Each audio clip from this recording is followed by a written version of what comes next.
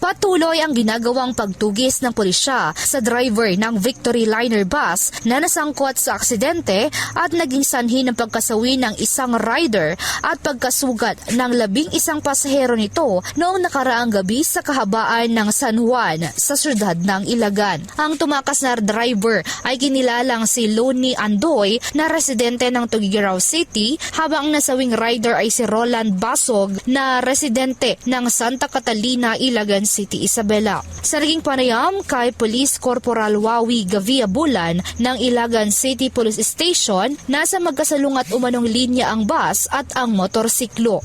Dahil sa bilis ng takbo ng bus ay hindi nito inaasahan ang paparating na motor. Sinubukan pa nitong iwasan, subalit nahagip pa rin ito bago tuluyang nahulog sa bangin. Bilang resulta, kaagad na binawian ng buhay ang rider, habang nagtamo naman ng sugat sa iba't ibang bahagi ng katawan ang 11 pasahero ng bus. Matapos ang insidente, kaagad umanong tumakas sa lugar ang driver at inabandona ang kinakasangkutang aksidente. Mula dito sa Ilagan, Isabela, Jerdel Inere para sa Radyo Alternatibo Balita Nationwide.